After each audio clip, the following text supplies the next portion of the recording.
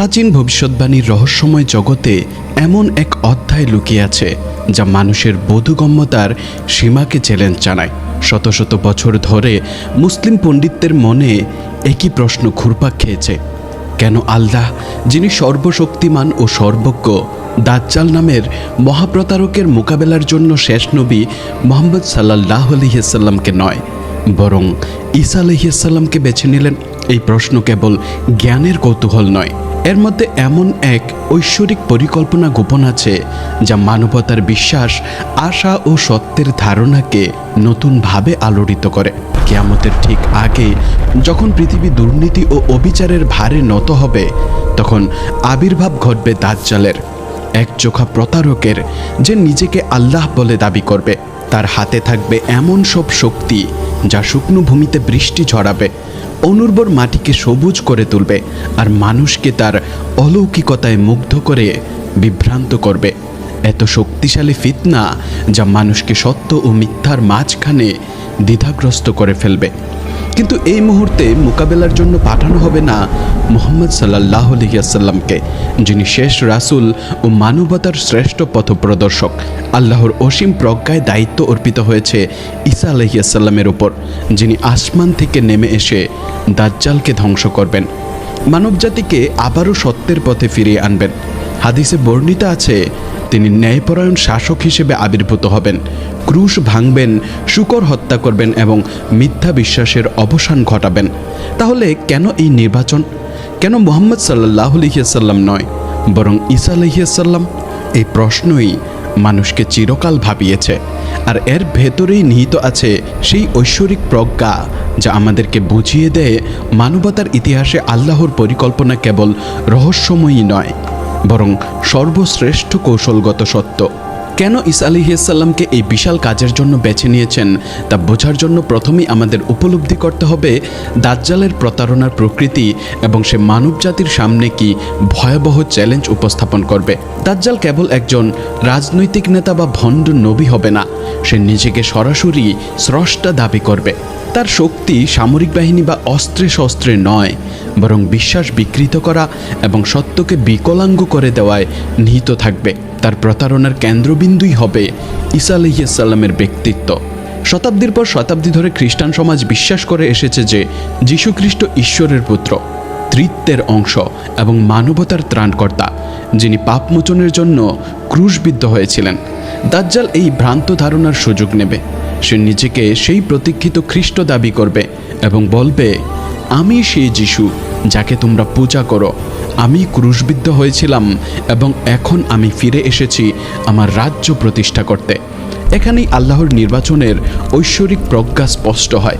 এই বিশাল মিথ্যাকে উন্মোচন করার ক্ষমতা একমাত্র সত্যিকারের মসিহেরই আছে। কেবল ঈসা আলাইহিস সালামই মিথ্যা মসিহ দাজ্জালের মুখোশ খুলে দিতে পারবেন।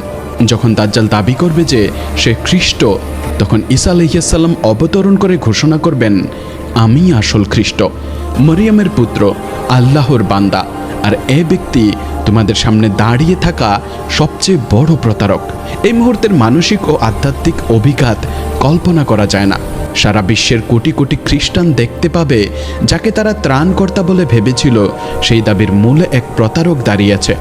আর যখন আসল ঈসা আলাইহিস সালাম স্পষ্টভাবে জানিয়ে দেবেন যে তিনি কখনো ঈশ্বর ছিলেন না, কখনো পূজা করার জন্য বলেননি, বরং সর্বদাই একমাত্র আল্লাহর বান্দা ও রাসূল ছিলেন, তখন মানবজাতির সামনে এক অনন্য স্বচ্ছতা নেমে আসবে।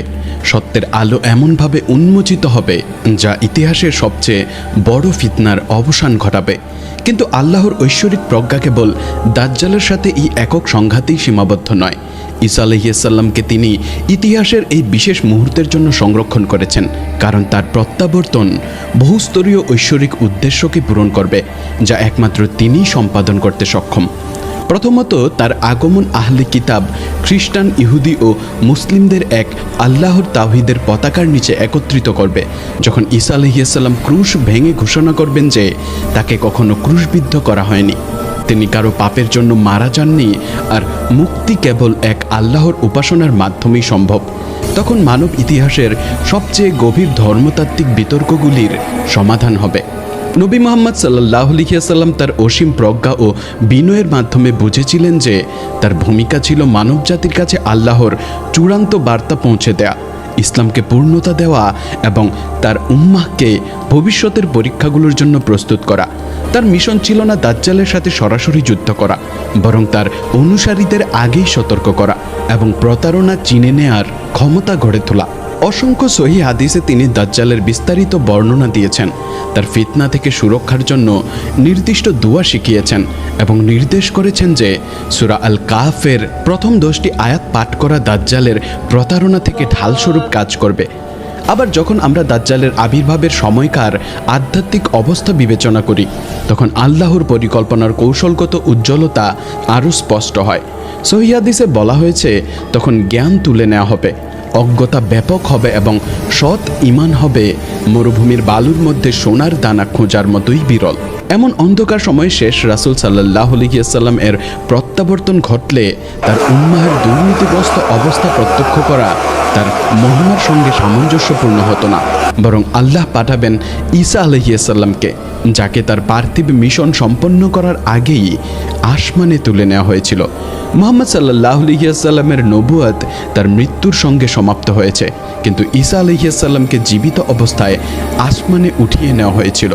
তার মিশন সাময়িকভাবে স্থগিত ছিল, অপেক্ষা করেছিল নির্ধারিত সময়ের জন্য। তার প্রত্যাবর্তন নতুন নবী হিসেবে হবে না, তিনি ফিরে আসবেন মুহাম্মদ সাল্লাল্লাহু আলাইহি ওয়াসাল্লামের অনুসারী হিসেবে, ইসলামের শরিয়াহ কার্যকর করবেন এবং সেই দায়িত্ব পূর্ণ করবেন যা তাকে 2000 বছর আগে অর্পণ করা হয়েছিল। কুরআনও এই প্রজ্ঞার দিক নির্দেশ দেয়। সূরা আন-নিসা আয়াত 159-এ আল্লাহ বলেন, আর আহলে কিতাবের কেউই থাকবে না, কিন্তু সে তার মৃত্যুর আগে অবশ্যই তার প্রতি বিশ্বাস স্থাপন করবে, আর কিয়ামতের দিনে তিনি তাদের বিরুদ্ধে সাক্ষী হবেন। এই আয়াত স্পষ্টভাবে প্রমাণ করে যে ঈসা আলাইহিস সালামের একটি বিশেষ ভূমিকা রয়েছে কিয়ামতের পূর্বে আহলে কিতাবকে সত্যের দিকে ফিরিয়ে আনার জন্য এবং আল্লাহর একত্ববাদকে প্রতিষ্ঠিত করার জন্য। ঈসা আলাইহিস সালামের হাতে দাজ্জালের মৃত্যু গভীর প্রতীকী তাৎপর্য বহন করে, যা কেবল এই নির্দিষ্ট সংঘাতের মাধ্যমেই ফুটে উঠতে পারে। আন নাওয়াস ইবনে সামআন রাদিয়াল্লাহু তাআলা আনহু কর্তৃক বর্ণিত সহিহ হাদিসে এসেছে, ঈসা আলাইহিস সালাম যখন দাজ্জালকে দেখবেন, তখন তিনি তাকে তাড়া করবেন এবং অবশেষে লুদের গেটে ধরে ফেলবেন, যেখানে তিনি তাকে হত্যা করবেন। কিছু বর্ণনায় উল্লেখ আছে দাজ্জাল ঈসা আলাইহিস সালামকে দেখা মাত্র লবণের মতো গলে যাবে। আবার অন্য বর্ণনায় এসেছে যে ঈসা আলাইহিস সালাম তাকে তার বর্ষা বা শ্বাস দ্বারা হত্যা করবেন। স্থানটিও এখানে অত্যন্ত গুরুত্বপূর্ণ। লুদ বর্তমানে ইসরায়েলের লুদ জেরুজালেমের নিকটে পবিত্র ভূমিতে অবস্থিত, সেই ভূমি যেখানে ঈসা আলাইহিস সালাম তার মূল দাওয়াত পরিচালনা করেছিলেন এবং সেখান থেকেই তাকে আসমানে উঠিয়ে নেওয়া হয়েছিল। তার মিশন সমাপ্ত করতে পুনরায় সেই ভূমিতেই প্রত্যাবর্তন ঘটবে। এ যেন 2000 বছরেরও বেশি আগে আল্লাহ কর্তৃক করা এক প্রতিশ্রুতির পূর্ণতা। কিন্তু সম্ভবত এই কাজের জন্য আল্লাহ কেন ঈসা আলাইহিস সালামকে মুহাম্মদ সাল্লাল্লাহু আলাইহি ওয়াসাল্লামের উপর বেছে নিয়েছেন, তার সবচেয়ে গভীর কারণ নিহিত আছে আল্লাহর রহমত ও ন্যায় বিচারের প্রকৃতিতে। দাজ্জালের সর্বশ্রেষ্ঠ দাবি হবে সেই আল্লাহ, সেই ইবাদতের যোগ্য এবং জীবন মৃত্যুর নিয়ন্ত্রণ তার হাতে। এই ভয়ঙ্কর দাবিকে খণ্ডন করার জন্য এর চেয়ে উপযুক্ত আর কে হতে পারে, যদি না সেই ঈসা আলাইহিস সালাম, যিনি নিজেই শতাব্দীর পর শতাব্দী ধরে লক্ষ লক্ষ মানুষের দ্বারা ভুলভাবে ঈশ্বর হিসেবে প্রতিপন্ন হয়েছেন। তিনি বোঝেন কিভাবে তার বার্তা বিকৃত করা হয়েছে এবং কিভাবে তাকে আল্লাহর স্থানে বসানো হয়েছে। যখন ঈসা আলাইহিস সালাম দাজ্জালের মুখোমুখি হবেন, তখন তিনি শুধু একজন ভণ্ড মসীহকে ধ্বংস করবেন না, বরং 2000 বছরের ধর্মতাত্ত্বিক বিভ্রান্তি ও বিকৃতির অবসান ঘটাবেন। তিনি মানবজাতির সামনে ঘোষণা করবেন, আমি ঈশ্বর নই, আমি ঈশ্বরের পুত্রও নই, আমি তোমাদের পাপের জন্য মরিনি, আর কখনো তোমাদের আমাকে পূজা করতে বলিনি। একমাত্র সত্যিকারের উপাস্য আল্লাহ, আর মুহাম্মদ সাল্লাল্লাহু আলাইহি ওয়াসাল্লাম তার চূড়ান্ত রাসূল। এই ঘোষণা খ্রিস্টীয় বিশ্বাসের মূলে আলোড়ন তুলবে এবং কোটি কোটি মানুষকে ইসলামের প্রকৃত ও সঠিক পথে ফিরিয়ে আনবে। আল্লাহর প্রজ্ঞা এই ঘটনাগুলোর সময়কালেও স্পষ্ট হয়ে ওঠে। নবী মুহাম্মদ সাল্লাল্লাহু আলাইহি ওয়াসাল্লাম এসেছিলেন এমন এক সময়ে যখন মানবজাতির জন্য একটি পূর্ণাঙ্গ ও চূড়ান্ত দিশার প্রয়োজন ছিল। তার দায়িত্ব ছিল ইসলাম প্রতিষ্ঠা করা, উম্মাহ গঠন করা এবং এমন এক সভ্যতার ভিত্তি স্থাপন করা যা ভবিষ্যতে ঈসা আলাইহিস সালামের প্রত্যাবর্তনকে সমর্থন করবে। দাজ্জালের আবির্ভাবের সময় সেই ভিত্তি দৃঢ় থাকবে, কোরআন অবিকৃতভাবে সংরক্ষিত থাকবে, নবী সাল্লাল্লাহু আলাইহি ওয়াসাল্লামের বিশুদ্ধ হাদিসসমূহ প্রচারিত থাকবে এবং ইসলামী শরিয়ার কাঠামো অটুট থাকবে। তখন নতুন কোনো বার্তার প্রয়োজন হবে না, প্রয়োজন হবে একটি অলৌকিক নিদর্শন, এক বাস্তবায়ন যা বিদ্যমান বার্তাকে প্রাণবন্ত করে তুলবে। ঈসা আলাইহিস সালাম আসমান থেকে অবতীর্ণ হবেন নিছক একজন মানুষ হিসেবে নয়, বরং জীবন্ত নিদর্শন হিসেবে। তার অবতরণ হবে বস্তুবাদ, নাস্তিকতা ও দাজ্জালের ভ্রান্ত মতাদর্শের বিরুদ্ধে এক অপ্রতিরোধ্য জবাব। মানুষ যখন প্রত্যক্ষ করবে আসমান থেকে একজন নবীর অবতরণ, প্রাকৃতিক নিয়ম ভেঙে অলৌকিক ঘটনা সংঘটিত হচ্ছে, তখন তারা অনিবার্যভাবে অদৃশ্য জগৎ ও আল্লাহর অসীম ক্ষমতার মুখোমুখি হতে বাধ্য হবে। সহিহ হাদিসে এই মহাসংঘাতের দৃশ্য অত্যন্ত জীবন্তভাবে বর্ণিত হয়েছে। মুসলিম ইবনে আল হাজ তার সহিহ গ্রন্থে উল্লেখ করেছেন যে নবী সাল্লাল্লাহু আলাইহি ওয়াসাল্লাম বলেছেন, যখন আল্লাহর শত্রু পূর্বাঞ্চলের এক ভূমিতে অবস্থান করবে, তখন মারিয়ামের পুত্র ঈসা দামেস্কের পূর্ব দিকে সাদা মিনারের কাছে অবতীর্ণ হবেন। তিনি 2টি হলুদ পোশাক পরিহিত থাকবেন আর তার হাত দুটি ফেরেশতাদের ডানার উপর থাকবে। যখন তিনি মাথা নিচু করবেন তখন সেখান থেকে ফোঁটা ফোঁটা পানি পড়বে, আর যখন তিনি মাথা উঠাবেন তখন মুক্তার মতো ফোঁটা ছড়িয়ে পড়বে। এই বর্ণনা নিজেই গভীর প্রতীকী অর্থ বহন করে। সাদা মিনার বলতে বোঝায় বিশুদ্ধতা ও সত্য, যা ঈসা আলাইহিস সালাম পুনরায় প্রতিষ্ঠা করবেন অন্ধকারাচ্ছন্ন ও প্রতারণাপূর্ণ পৃথিবীতে। তার হলুদ পোশাক প্রতীকী ঐশ্বরিক আলো ও হেদায়েতের, আর ফেরেশতাদের সহায়তা প্রমাণ করবে তার মিশন সরাসরি আসমানের সমর্থিত। তার মাথা থেকে পড়া ফোঁটা আল্লাহর রহমতের বর্ষণকে নির্দেশ করে, আর মুক্তার মতো ছড়িয়ে পড়া ফোঁটা পৃথিবীতে বিস্তার লাভ করা জ্ঞান ও প্রজ্ঞার প্রতীক। এইভাবে ঈসা আলাইহিস সালামের প্রত্যাবর্তন মানবজাতির জন্য হবে সত্য ও হেদায়েতের নতুন ভোর, যা আল্লাহর প্রতিশ্রুত চূড়ান্ত সত্যকে বিশ্বময় প্রতিষ্ঠিত করবে। ঈসা আলাইহিস সালাম বিজেতা বা নতুন রাজ্য প্রতিষ্ঠাকারী হিসেবে আবর্তিত হবেন না, বরং তিনি মুহাম্মদ সাল্লাল্লাহু আলাইহি ওয়াসাল্লামের বিনয়ী অনুসারী হিসেবে আসবেন এবং ইসলামী শরিয়া অনুসারে শাসন করবেন। সহিহ হাদিসে উল্লেখ আছে তিনি হজ পালন করবেন এবং তার সময়কার মুসলিম নেতার পেছনে দাঁড়িয়ে নামাজ আদায় করবেন। এর মাধ্যমে আল্লাহ প্রমাণ করবেন যে নতুন নবী ও নতুন প্রত্যাদেশের যুগ সমাপ্ত হয়েছে, আর ইসলাম যা মুহাম্মদ সাল্লাল্লাহু আলাইহি ওয়াসাল্লাম এনেছেন মানবজাতির জন্য চূড়ান্ত ও পূর্ণাঙ্গ পথপ্রদর্শক। দাজ্জালের পতনের পর শুরু হবে এক স্বর্ণযুগ, যা পৃথিবী আগে কখনো দেখেনি। হাদিসে বর্ণিত হয়েছে তখন পৃথিবী ন্যায় বিচারে পূর্ণ হবে যেমন পানিতে ভরা পাত্র থাকে। সম্পদের প্রাচুর্য হবে এতই ব্যাপক যে দান গ্রহণের মানুষও থাকবে না। একটি ডালিম এত বড় হবে যে একটি গোটা সম্প্রদায় তা থেকে আহার করতে পারবে। পৃথিবীর ধন ভাণ্ডার উন্মুক্ত হয়ে যাবে আর শান্তি ও কল্যাণ সর্বত্র ছড়িয়ে পড়বে। তাহলে প্রশ্ন জাগে, এই স্বর্ণযুগ কি মুহাম্মদ সাল্লাল্লাহু আলাইহি ওয়াসাল্লাম নিজেই প্রতিষ্ঠা করতে পারতেন না? এর উত্তর নিহিত আল্লাহর নির্ধারিত পরিকল্পনায়। তিনি প্রতিটি রাসূলকে ভিন্ন ভিন্ন ভূমিকার জন্য মনোনীত করেছেন। মুহাম্মদ সাল্লাল্লাহু আলাইহি ওয়াসাল্লামের ভূমিকা ছিল চূড়ান্ত বার্তা পৌঁছে দেয়া, অজ্ঞতা ও শিরকের অন্ধকার ভেদ করা, ত্যাগ ও সংগ্রামের মাধ্যমে ইসলামের ভিত্তি স্থাপন করা। তার জীবন ছিল চ্যালেঞ্জ ও নিপীড়নে পূর্ণ, কারণ তিনি ছিলেন পরিবর্তনের বীজ বপনকারী। আর ঈসা আলাইহিস সালামকে আল্লাহ সংরক্ষণ করেছেন সেই বীজ থেকে ফসল ঘরে তুলতে, অর্থাৎ মুহাম্মদ সাল্লাল্লাহু আলাইহি ওয়াসাল্লাম যে সভ্যতার ভিত স্থাপন করেছেন তার উপরে দাঁড়িয়ে স্বর্ণযুগ বাস্তবায়ন করতে। ঈসা আলাইহিস সালাম এমন এক সময়ে আসবেন যখন ইসলামী জ্ঞান ও শরিয়ার অবকাঠামো সুসংহত থাকবে, কোরআন অবিকৃতভাবে সংরক্ষিত থাকবে, সুন্নাহ লিপিবদ্ধ ও প্রচারিত থাকবে এবং লক্ষ লক্ষ মানুষ তার মিশনকে সমর্থন করার জন্য প্রস্তুত থাকবে। তার ভূমিকা হবে অলৌকিক শক্তির মাধ্যমে ঐশ্বরিক ন্যায়বিচার প্রতিষ্ঠা করা, মানবজাতিকে সত্যের পতাকার নিচে ঐক্যবদ্ধ করা এবং কিয়ামতের পূর্বে চূড়ান্ত সভ্যতার ভিত্তি সুদৃঢ় করা। ঈসা আলাইহিসসালামকে এই ভূমিকায় নির্বাচিত করা হলো আল্লাহর পক্ষ থেকে সমস্ত নবীর বার্তার এক ঐক্যের শক্তিশালী দৃষ্টান্ত। খ্রিস্টানদের মসিহ মুসলিম হিসেবে ফিরে এসে মুহাম্মদ সাল্লাল্লাহু আলাইহি ওয়াসাল্লামের আইন অনুসরণ করবেন। এটি প্রমাণ করে যে তাওরাত, ইনজিল ও কোরআন প্রতিদ্বন্দ্বী নয়, বরং একই ঐশ্বরিক গ্রন্থের ধারাবাহিক অধ্যায়, যা ইসলামের চূড়ান্ত বার্তায় মিলিত হয়েছে। যখন ঈসা আলাইহিস সালাম ক্রুশ ভাঙবেন, তখন তিনি শুধু একটি প্রতীক ধ্বংস করবেন না, বরং মানব ইতিহাসের সবচেয়ে বড় ধর্মতাত্ত্বিক ভ্রান্তি মুছে ফেলবেন। ক্রুশ সেই বিশ্বাসের প্রতীক যে আল্লাহ মানবজাতির পাপ ক্ষমা করতে নিজেকে উৎসর্গ করেছেন এবং মুক্তি কেবল তার রক্তের মাধ্যমেই সম্ভব।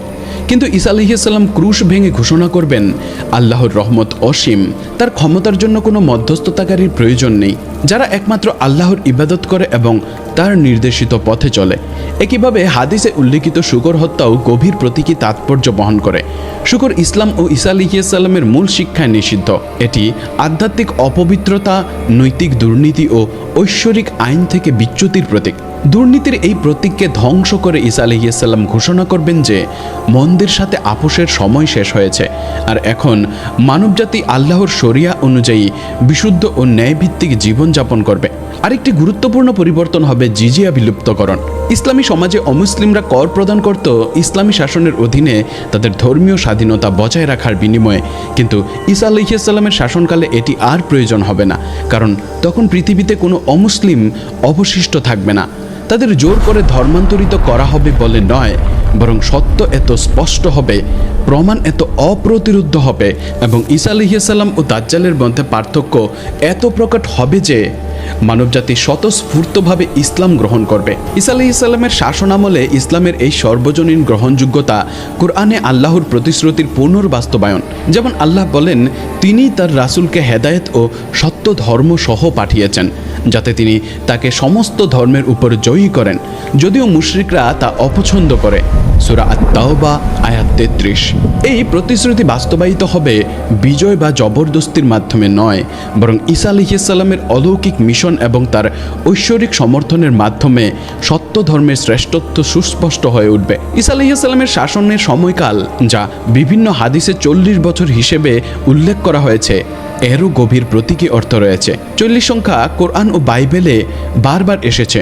নূহ আলাইহিস সালামের বন্যার আগে 40 দিনের পরীক্ষা, মুসা আলাইহিস সালাম এর সিনাই পর্বতে 40 দিন অতিবাহিত করা, নবী মুহাম্মদ সাল্লাল্লাহু আলাইহি ওয়াসাল্লামের 40 বছর বয়সে প্রথম ওহী প্রাপ্তি।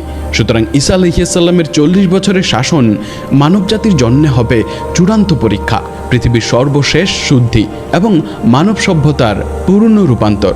এই সময়ে বিশ্ব প্রত্যক্ষ করবে এক অভূতপূর্ব ন্যায় বিচার। অপরাধ বিলুপ্ত হয়ে যাবে, কারণ দারিদ্র্য, অজ্ঞতা ও অবিচার অপরাধের মূল কারণগুলো দূর হয়ে যাবে। আন্তর্জাতিক সংঘাত শেষ হয়ে যাবে, কারণ সমগ্র মানবজাতি একই ঐশ্বরিক আইনের অধীনে ঐক্যবদ্ধ হবে। পৃথিবীও সাড়া দেবে তার অধিবাসীদের ধার্মিকতার প্রতি, প্রাচুর্য ও কল্যাণ বর্ষণ করবে। তবুও এই স্বর্ণযুগও অবশেষে শেষ হবে। হাদিসে উল্লেখ আছে যে ঈসা আলাইহিস সালাম ইন্তেকাল করবেন এবং নবী মুহাম্মদ সাল্লাল্লাহু আলাইহি ওয়াসাল্লামের পাশে মদিনার মহান মসজিদে নববীতে দাফন হবেন। তার মৃত্যু হবে পৃথিবীতে নবীদের যুগের সমাপ্তি এবং মানব ইতিহাসের চূড়ান্ত অধ্যায়ের সূচনা, যা সরাসরি কিয়ামতের দিকে ধাবিত করবে। আল্লাহ কেন ঈসা আলাইহিস সালামকে এই ভূমিকায় বেছে নিয়েছেন তা আরও স্পষ্ট হয় যখন আমরা বিকল্পটি বিবেচনা করি। যদি নবী মুহাম্মদ সাল্লাল্লাহু আলাইহি ওয়াসাল্লাম দাজ্জালকে পরাজিত করতে পুনরায় ফিরে আসতেন, তবে এটি বোঝাতো যে তার মূল মিশন অসম্পূর্ণ ছিল এবং যে ইসলাম তিনি প্রতিষ্ঠা করেছিলেন তা মানবজাতিকে তার চূড়ান্ত পরীক্ষার মধ্য দিয়ে পথ দেখানোর জন্য যথেষ্ট নয়। এমন একটি ইঙ্গিত ইসলামের মৌলিক বিশ্বাসকে দুর্বল করত যে কোরআনই চূড়ান্ত প্রত্যাদেশ এবং মুহাম্মদ সাল্লাল্লাহু আলাইহি ওয়াসাল্লাম নবীদের শেষ সিলমোহর। ঈসা আলাইহিস সালামকে তার স্থগিত মিশন সম্পূর্ণ করতে প্রেরণ করা এবং সেই সময়ে তিনি মুহাম্মদ সাল্লাল্লাহু আলাইহি ওয়াসাল্লামের আইন মেনে চলবেন, এটি আল্লাহর পক্ষ থেকে ইসলামী বার্তার চূড়ান্ততা রক্ষা করারই নিদর্শন। একই সঙ্গে এটি মানব জাতিকে বিশ্বাসের চূড়ান্ত পরীক্ষায় টিকে থাকার জন্য ঐশ্বরিক হস্তক্ষেপও প্রদান করবে। এই বিন্যাস উভয় রাসূলকেই সম্মানিত করে। মুহাম্মদ সাল্লাল্লাহু আলাইহি ওয়াসাল্লামকে চূড়ান্ত আইনদাতা হিসেবে, যার শরিয়া এমনকি স্বর্ণযুগেও কার্যকর থাকবে, আর ঈসা আলাইহিস সালামকে সেই আইনের নির্বাহী হিসেবে, যিনি ঐশ্বরিক ক্ষমতা ও কর্তৃত্ব নিয়ে তা বাস্তবায়ন করবেন। ঈসা আলাইহিস সালাম ও দাজ্জালের সংঘাত ভবিষ্যৎবাণীমূলক ঐতিহ্যগুলোর চূড়ান্ত প্রমাণ হিসেবেও কাজ করবে। মুসলমানরা মুহাম্মদ সাল্লাল্লাহু আলাইহি ওয়াসাল্লামের সাক্ষ্যের ভিত্তিতেই ঈসা আলাইহিস সালামের প্রত্যাবর্তনে বিশ্বাস করে এসেছে। যখন ভবিষ্যৎবাণীগুলো হুবহু পূরণ হবে, যখন ঈসা দামেস্কের সাদা মিনারের কাছে অবতীর্ণ হবেন, যখন তিনি লুদের ফটকে দাজ্জালকে হত্যা করবেন এবং ইসলামী শরিয়াহ অনুসারে 40 বছর শাসন করবেন, তখন পুরো বিশ্ব মুহাম্মদ সাল্লাল্লাহু আলাইহি ওয়াসাল্লামের নবুয়াত ও তার বার্তার সত্যতা প্রত্যক্ষ করবে। এই বৈধতা হবে অত্যন্ত গুরুত্বপূর্ণ, কারণ দাজ্জালের সময়ে ধর্মীয় বিশ্বাস ও নবীদের কর্তৃত্বের উপর অভূতপূর্ব আক্রমণ আসবে। দাজ্জাল দাবি করবে যে পূর্ববর্তী সব ধর্ম ভ্রান্ত, সব নবী মিথ্যাবাদী এবং কেবল সেও একমাত্র সত্যের বাহক। ঈসা আলাইহিস সালামের প্রত্যাবর্তন এবং ভবিষ্যৎবাণীগুলোর নাটকীয়তা পূর্ণতাই হবে এক অকাট্য প্রমাণ। নবীরা সত্যি আল্লাহর পক্ষ থেকে প্রেরিত ছিলেন এবং তাদের শিক্ষা সত্য ছিল। দাজ্জালের মৃত্যুর পদ্ধতিও গভীর প্রতীকী তাৎপর্য বহন করে। কিছু বর্ণনায় উল্লেখ আছে ঈসা আলাইহিস সালামকে দেখলেই দাজ্জাল লবণের মতো গলে যাবে, যা প্রতীকী সত্যের সামনে মিথ্যার ভেঙে পড়ার মতো। মিথ্যার উপর নির্মিত প্রতারণা পুরো কাঠামো বাস্তবতার উপস্থিতি সহ্য করতে পারবে না। সত্য যখন ঈসা আলাইহিস সালামের রূপে আবির্ভূত হবে, প্রতারণার ভিত্তি তখনই ভেঙে যাবে। অন্য কিছু বর্ণনায় এসেছে ঈসা আলাইহিস সালাম দাজ্জালকে তার বর্ষা দিয়ে হত্যা করবেন, অথবা তার নিঃশ্বাস থেকেই দাজ্জালের মৃত্যু ঘটবে। এই বর্ণনাগুলো জোর দেয় যে চূড়ান্ত মন্দকে পরাজিত করার শক্তি মানুষের অস্ত্র বা বাহিনীর মাধ্যমে আসে না, বরং আসে ঐশ্বরিক কর্তৃত্ব ও আধ্যাত্মিক বিশুদ্ধতা থেকে। মানব ইতিহাসের সবচেয়ে বড় প্রতারককে ধ্বংস করতে আল্লাহর শক্তি ও অনুমোদন দ্বারা সমর্থিত ঈসা আলাইহিস সালামের শুধু উপস্থিতিই যথেষ্ট হবে। জেরুজালেমের কাছে লুদের গেইটে সংগঠিত এই চূড়ান্ত যুদ্ধ শেষ সময়কে পৃথিবীর সবচেয়ে পবিত্র ভূমির সাথে যুক্ত করে। জেরুজালেম হাজার হাজার বছর ধরে ঐশ্বরিক প্রকাশের কেন্দ্র, যেখানে বহু নবী বাস করেছেন এবং শিক্ষা দিয়েছেন, যেখানে প্রথম কিবলা প্রতিষ্ঠিত হয়েছিল এবং যেখান থেকে নবী মুহাম্মদ সাল্লাল্লাহু আলাইহি ওয়াসাল্লাম মিরাজের রাতে আসমানে আরোহণ করেছিলেন। তাই সত্য ও মিথ্যার মধ্যে চূড়ান্ত সংঘাত এই বরকতময় ভূমিতে সংগঠিত হওয়াই যথোপযুক্ত, কারণ এটি নবী ইতিহাসের ধারাবাহিকতাকে পূর্ণতা দান করবে। দাজ্জালের পতনের পর কিয়ামতের অন্যান্য প্রধান লক্ষণ উদ্ভাসিত হবে, যার মধ্যে ইয়াজুজ ও মাজুজের আবির্ভাব বিশেষভাবে উল্লেখযোগ্য। কুরআন ও হাদিসে এই জাতিগুলোকে বিপুল জনসমষ্টি হিসেবে বর্ণনা করা হয়েছে, যারা পৃথিবী জুড়ে দুর্নীতি ছড়াবে। তাদের বন্দিদশা থেকে মুক্তি দেওয়া হবে এবং প্রাথমিকভাবে তাদের শক্তি অপ্রতিরোধ্য বলে মনে হবে, কিন্তু তাদের পতনও ঘটবে সামরিক শক্তির মাধ্যমে নয়, বরং সরাসরি ঐশ্বরিক হস্তক্ষেপের মাধ্যমে। আল্লাহ তাদের উপর একটি রোগ প্রেরণ করবেন, যা এক রাতের মধ্যেই তাদের সবাইকে ধ্বংস করে দেবে। এই ঘটনাগুলির ক্রম মানব ইতিহাসের শেষ অধ্যায় সম্পর্কে এক গুরুত্বপূর্ণ বাস্তবতা প্রকাশ করে। শেষ সময় চিহ্নিত হবে অলৌকিক হস্তক্ষেপ দ্বারা, প্রাকৃতিক, রাজনৈতিক বা সামরিক উন্নয়ন দ্বারা নয়। মানব প্রচেষ্টা একাই শেষ সময়ের ভয়াবহতা চ্যালেঞ্জ মোকাবেলায় যথেষ্ট হবে না। কেবল আল্লাহর ঐশ্বরিক শক্তি মানবজাতিকে এই সংকট থেকে মুক্ত করতে সক্ষম হবে। এই প্রজ্ঞাই বোঝায় কেন আল্লাহ ঈসা আলাইহিস সালামকে এই দায়িত্বের জন্য মনোনীত করেছেন।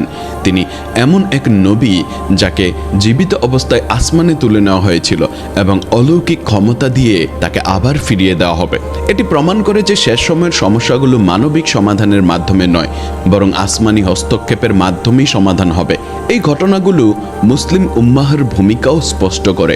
মুহাম্মদ সাল্লাল্লাহু আলাইহি ওয়াসাল্লাম তার অনুসারীদের শেষ সময়ের জন্য প্রস্তুত করেছিলেন, কিন্তু নিজে পুনরায় ফিরে আসবেন না, কারণ তার দায়িত্ব ছিল পূর্ণাঙ্গ দিক নির্দেশনা ও উদাহরণ প্রদান করা, যাতে তার উম্মাহ পরবর্তী প্রজন্মে পরীক্ষাগুলো মোকাবেলা করতে সক্ষম হয়। শেষ সময়ের বিশ্বাসীদের ভূমিকা হবে দাজ্জালের প্রতারণা চিহ্নিত ও প্রতিরোধ করা এবং ঈসা আলাইহিস সালামের সাথে ঐশ্বরিক ন্যায় বিচার প্রতিষ্ঠা প্রতিষ্ঠায় অবদান রাখা। নবী সাল্লাল্লাহু আলাইহি ওয়াসাল্লাম তার শিক্ষা ও জীবনচর্চার মাধ্যমে যে আধ্যাত্মিক প্রস্তুতি দিয়েছেন, তাই তাদেরকে এই মহাজাগতিক ঘটনাবলিতে গুরুত্বপূর্ণ ভূমিকা পালনে সক্ষম করবে। হাদিস সাহিত্যে দাজ্জালের আবির্ভাবের বিপরীতাচরণ ও মোকাবেলায় বিষয়বস্তু ও মোকাবেলার বিষয়ে বিস্তৃত নির্দেশনা রয়েছে। নবী সাল্লাল্লাহু আলাইহি ওয়াসাল্লাম নির্দিষ্ট দোয়া শিখিয়েছেন। কোরআনের কিছু আয়াত, বিশেষত সূরা আল কাহাফ মুখস্থ করার উপরে জোর দিয়ে বলেছেন এবং দাজ্জালের চেহারা ও প্রতারণার পদ্ধতি সম্পর্কে সতর্ক বার্তা দিয়েছেন। এই পূর্ণাঙ্গ প্রস্তুতি প্রমাণ করে যে মুহাম্মদ সাল্লাল্লাহু আলাইহি ওয়াসাল্লামের উদ্দেশ্য ছিল তার উম্মাহকে তাদের সম্মুখীন হবে এমন পরীক্ষার জন্য ক্ষমাশীল ও সচেতন করে গড়ে তোলা, তাদের ব্যক্তিগতভাবে বাঁচিয়ে রাখা নয়। ফিতরাতের ধারণা প্রতিটি মানুষের মধ্যে আল্লাহর প্রতীয়মান সত্যের প্রতি স্বাভাবিক ঝোঁক এই বর্ণনায় কেন্দ্রীয় ভূমিকা পালন করে। দাজ্জালের প্রধান যুদ্ধকৌশল হবে এই প্রাকৃতিক ঝোঁককে বিকৃত করা, মিথ্যাকে সত্য ও সত্যকে মিথ্যা হিসেবে উপস্থাপন করা। ঈসা আলাইহিস সালামের আবির্ভাব হবে সেই ফিতরাতকে পুনরুজ্জীবিত করার মহাসময়, মানুষের হৃদয়ে মৌলিক সত্যগুলি স্মরণ করিয়ে দেওয়ার এক অলৌকিক জাগরণ। এই পুনর্জাগরণ খ্রিস্টান ও ইহুদিদের হৃদয়ে বিশেষভাবে প্রভাব ফেলবে।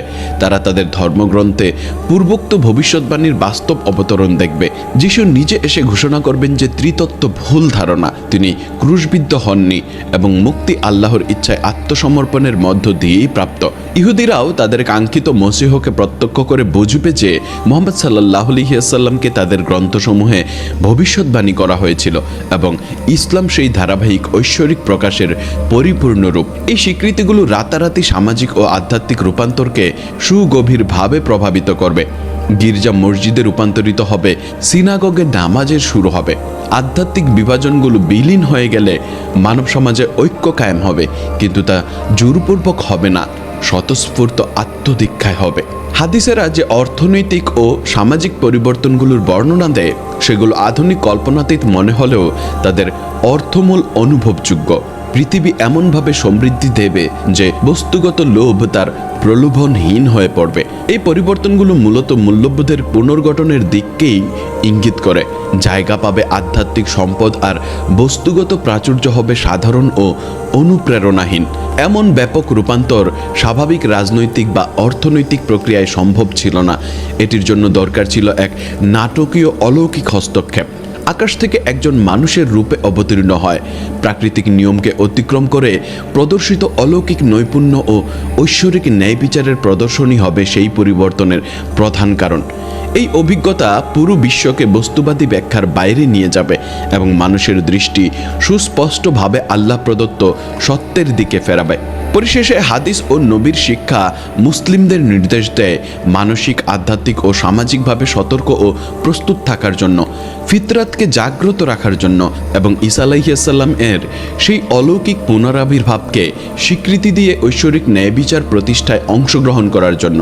এই ঘটনাগুলো কেবল ভবিষ্যৎবাণীর পূরণ নয়, বরং মানবতার জন্য একটি চূড়ান্ত নিয়মানুবর্তিতা, যেখানে আল্লাহর পরিকল্পনা, নবীদের বার্তা এবং মানুষের হৃদয়ের স্বাভাবিক প্রবণতা একত্রে মিলে বিশ্বকে নতুন আধ্যাত্মিক দিশা দেখাবে।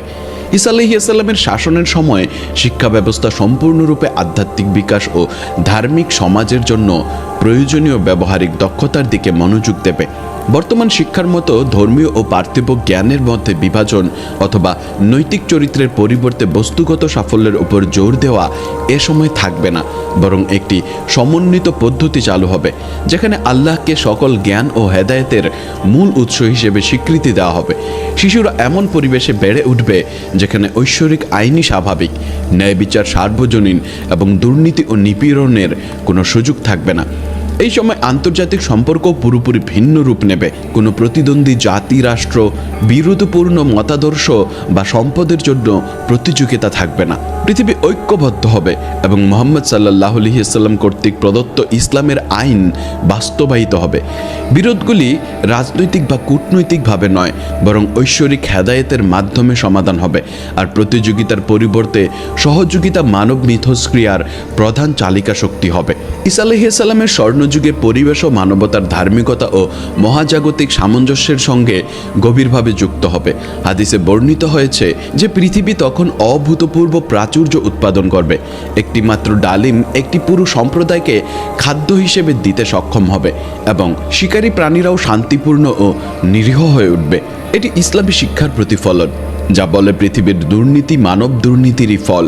যখন মানবতা আল্লাহর কাছে আত্মসমর্পণের প্রাকৃতিক অবস্থায় ফিরে আসে, তখন সৃষ্টির প্রতিটি অংশ প্রাচুর্য ও সামঞ্জস্যের সঙ্গে সাড়া দেয়। স্বাস্থ্যসেবা ব্যবস্থা আধ্যাত্মিক বিশুদ্ধতা ও ঐশ্বরিক বরকতের মাধ্যমে অধিকাংশ রোগ নির্মূল করবে।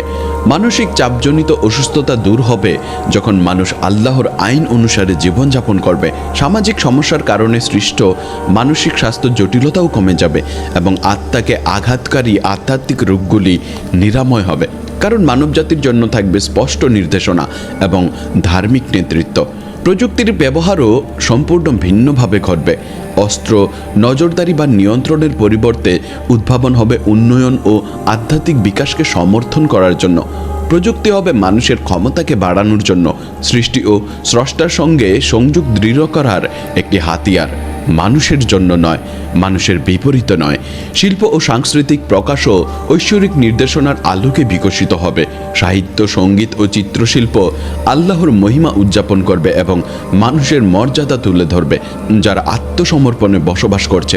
আধুনিক বিনোদনের অপ্রয়োজনীয় ও অবমাননা করে রূপগুলো হারিয়ে যাবে এবং পরিবর্তে এমন শিল্পের জন্ম হবে যা আত্মাকে সমৃদ্ধ করে, ধার্মিকতাকে অনুপ্রাণিত করে, মানব সৃষ্টিশীলতা আল্লাহর কাছে অন্তরের কাছাকাছি পৌঁছানোর এক উচ্চতর উদ্দেশ্য পূরণ করবে। এই স্বর্ণযুগের ধীরে ধীরে সমাপ্তি ঈসা আলাইহিস সালামের মৃত্যু এবং বিচার দিবসের চূড়ান্ত আগমন স্মরণ করিয়ে দেয় যে এমনকি সবচেয়ে নিখুঁত জাগতিক অবস্থাও অস্থায়ী। হাদিসে বর্ণিত হয়েছে, ঈসা আলাইহিস সালামের মৃত্যুর পর বিশ্ব ধীরে ধীরে দুর্নীতি ও অজ্ঞতার দিকে ফিরে যাবে, যা কিয়ামতের চূড়ান্ত লক্ষণগুলোর জন্য মঞ্চ প্রস্তুত করবে। তবে এই পতন আল্লাহর হেদায়েত প্রদানের ব্যর্থতা নয়, এটি মানবজাতির পরীক্ষার সমাপ্তি এবং আল্লাহর প্রতিশ্রুতির পূর্ণতা নির্দেশ করে যে এই পৃথিবী অস্থায়ী আর পরকালই চিরন্তন। ঈসা আলাইহিস সালামের ন্যায় বিচার ও শান্তির শাসনের পরবর্তী বিশৃঙ্খলা মানবজাতিকে আনুগত্য ও বিদ্রোহ, সত্য ও মিথ্যার মধ্যে চূড়ান্ত পছন্দের স্মারক হিসেবে কাজ করবে। ঈসা আলাইহিস সালামের মৃত্যু এবং নবী মুহাম্মদ সাল্লাল্লাহু আলাইহি ওয়াসাল্লামের পাশে মদিনার পবিত্র মসজিদে নববীতে তার দাফন মানবজাতির কাছে নবীদের মিশনের সমাপ্তির প্রতীক হয়ে দাঁড়াবে। আল্লাহর পরিকল্পনায় নির্ধারিত ভূমিকা পালন করে হেদায়েতের ঐক্যের নিদর্শন হিসেবে পাশাপাশি বিশ্রাম নেবেন। তাদের মৃত্যুর সময়কার সান্নিধ্য ভবিষ্যৎ প্রজন্মকে স্মরণ করিয়ে দেয় যে সমস্ত নবী একই রবের সেবা করেছেন, একই মৌলিক বার্তা পৌঁছে দিয়েছেন এবং মানব জাতিকে মুক্তির দিকে পরিচালিত করার এক চূড়ান্ত লক্ষ্য অনুসরণ করেছেন। মদিনা, যেখানে ইসলাম প্রতিষ্ঠিত হয়েছিল, কেবল প্রাথমিক ইসলামী রাষ্ট্রের রাজনৈতিক রাজধানী নয়, বরং আধ্যাত্মিক কেন্দ্র যেখানে ঐশ্বরিক হেদায়েত সমগ্র বিশ্বে ছড়িয়ে পড়েছিল। নবীদের কবর দর্শন ও স্মরণের স্থান হিসেবে সংরক্ষণ ভবিষ্যৎ প্রজন্মকে নবীদের ঐতিহ্যের সঙ্গে সরাসরি সংযোগে স্থাপন করতে সাহায্য করবে। আল্লাহর হেদায়েতের ধারাবাহিকতা এবং নবীর বার্তার চিরন্তন প্রকৃতির অনুস্মারক হিসেবেই কাজ করবে। এই দর্শন বিশ্বাসীদের ঈমানকে শক্তিশালী করবে এবং তাদের জীবনে উভয় রাসূলের উদাহরণ অনুসরণে অনুপ্রাণিত করবে। এই পুরো ঘটনার ক্রমের মধ্যে নিহিত শিক্ষাগুলি সমসাময়িক মুসলমানদের জন্য গভীর দিক নির্দেশনা প্রদান করে। আল্লাহ ইতিমধ্যেই সত্যের চূড়ান্ত বিজয়ের পরিকল্পনা করেছেন। এই উপলব্ধি বর্তমান অসুবিধার মুখোমুখি আত্মবিশ্বাস ও সংকল্পকে জাগিয়ে তোলে। প্রতিটি নবীকে নির্দিষ্ট ভূমিকা ও দায়িত্ব দেওয়া হয়েছে। এই সচেতনতা আল্লাহর প্রজ্ঞার প্রতি সম্মান ও আস্থা বৃদ্ধি করবে এবং ঘটনাগুলোর কারণ নিয়ে অপ্রয়োজনীয় প্রশ্নের পরিবর্তে ধৈর্য ও অধ্যবসায়কে উৎসাহিত করবে। সর্বশ্রেষ্ঠ পরীক্ষাগুলিও আল্লাহর উদ্দেশ্য পূরণেই অবদান রাখে, যা মানবজাতিকে কষ্টের মধ্যেও দৃঢ় ও সমর্থ হতে শেখায়। এই জ্ঞানের ব্যবহারিক প্রভাব মুসলিম জীবন ও ইবাদতের প্রতিটি দিক পর্যন্ত বিস্তৃত। মুহাম্মদ সাল্লাল্লাহু আলাইহি ওয়াসাল্লাম দাজ্জাল থেকে সুরক্ষার জন্য যে দুয়া শিখিয়েছেন তা নিয়মিত পাঠ করা উচিত, ভয় থেকে নয় বরং আল্লাহর সুরক্ষার প্রতি বিশ্বাসের প্রকাশ হিসেবে। সূরা আল কাহফের আয়াতগুলির আধ্যাত্মিক শক্তি ও হেদায়েতের উৎস হিসেবে মুখস্থ করা এবং তার উপর চিন্তা করা উচিত। সহিহ হাদিসে বর্ণিত দাজ্জালের বৈশিষ্ট্যগুলি অধ্যয়ন করা এবং বোঝা উচিত, যাতে বিশ্বাসীরা যখন প্রতারক দেখা দেয় তখন তাকে চিনতে পারে এবং প্রতিরোধ করতে পারে। দৃঢ় বিশ্বাস এবং ধার্মিক কর্ম বজায় রাখার গুরুত্ব আরও বেশি গুরুতর হয়ে ওঠে যখন আমরা মানবজাতির জন্য অপেক্ষা করা পরীক্ষার বিশালতা উপলব্ধি করি। দাজ্জালের প্রতারণা এতটাই পরিশীলিত এবং বাধ্যতামূলক হবে যে কেবল গভীর আধ্যাত্মিক ভিত্তিযুক্ত ব্যক্তিরাই তা প্রতিরোধ করতে সক্ষম হবে। এই পরীক্ষাগুলির জন্য প্রস্তুতি এখন থেকেই শুরু করতে হবে। ইসলামী শিক্ষার নিয়মিত অধ্যয়ন এবং ধার্মিক আচরণের ধারাবাহিক অনুশীলনের মাধ্যমে সহজ সময়ে বিকশিত অভ্যাস এবং আধ্যাত্মিক শৃঙ্খলা পরীক্ষার সময়ে অবিচল থাকার জন্য প্রয়োজনীয় ভিত্তি প্রদান করবে। ঈসা আলাইহিসসালামের প্রত্যাবর্তনের সাথে সম্পর্কিত ঘটনাগুলির বিশ্বব্যাপী প্রকৃতি ইসলামী হেদায়েতের সার্বজনীন ব্যক্তি তুলে ধরে।